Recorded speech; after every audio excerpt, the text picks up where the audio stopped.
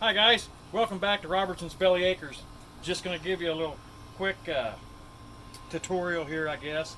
I didn't think to start recording before I tore this apart, but today I'm working on a Trane 4-ton heater and air conditioner unit.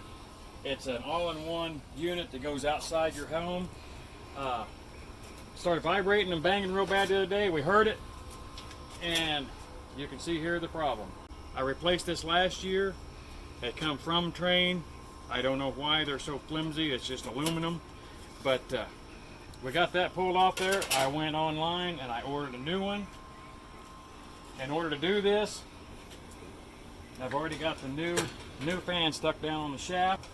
And you can see right here, they have a paint mark.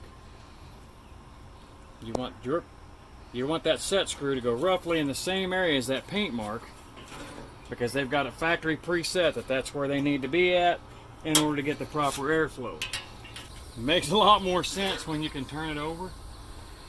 Dang, there's that bolt. It makes more sense this way. Open it up, flip it over, set it right back down inside, making sure to line up all your holes. We got to turn it because see, I've got the conduits here. My bare wires are running here, so I've got to rotate this whole thing to get it so that conduit sticks back in there. Otherwise, you can see right here on this rough edge, those wires will sit there and they'll just rub and it'll cut them wires right in two. So we'll turn this sucker like that, push our wires back through there, and that conduit just sets right inside, just like that. So now we've got that conduit in. Reach up here, grab a hold of it. Everything's in place. And we'll put the screws in it. Okay, and the reason I'm doing this myself, guys, anybody that does their own DIY stuff, especially home repairs, you save a lot of money. We had this replaced last year. AC repair guy came out, had a bad fan. The motor was still good. So he tells me, yeah, I can do that. $600. He came out, saw what it was, got my model and serial number, and left. A week later, he came back with a fan, and just as fast, he had it switched out. We paid taxes and everything $104, and it took me 3 days to get it. I went to repair.com. People there were super nice, super knowledgeable about what I needed. Okay, so like I say, you want to tighten all these bolts back up. They are self-tapped, but you don't want to get them too tight. They're just going into that sheet metal. They don't need torque down. They just have to be in there to kind of stay in place. Make sure you use decent tools. I grabbed an old ratchet that's been laying around the back of the truck. Ratchet is very ratchet. Always, always, always err on the side of safety. Make sure that you have the electricity shut off to your unit before you ever take a single screw out.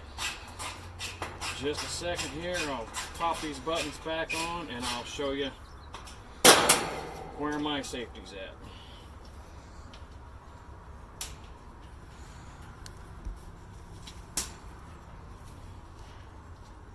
And I think my cat's helped me out with a few of these, which is no big deal. They're just there for pretties. Part of them were missing anyway. Come right back here, guys. Here you see we have two 50 amp fuses. They go in, and if you look on the front of this, one end says on, the other end says off.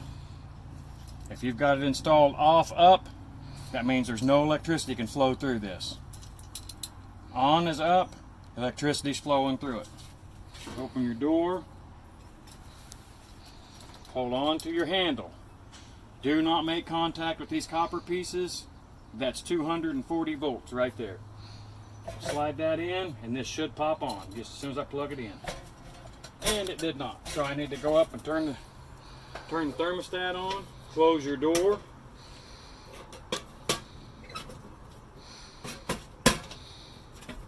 Everything's secure. Let me go up and turn on the thermostat and fire this sucker up. Get some cold air blowing again. And see, I wasn't just fibbing to you to make a video. It's 93 degrees in the house right now. So we're gonna flip this on. And there it went. It just kicked on. Okay guys, so there you have it. We've got hot air blowing out the top. That means we know that these fins are bringing in the air coming across the coils and cooling down. That way we can get cold air in the house. This little self-help DIY trick, like I said, cost $100 to do it. That saved me about $500, guys. I don't want to put any heat and air guys out of business, but if I can do it myself, I'm going to. If you've got any tips, tricks, or questions, make sure to leave them in the comments. If you like what you saw, share it with your friends. Subscribe if you haven't already. Hit that thumbs up and smash that bell. Get notified of the next time we have a video coming out and or helpful DIY tips.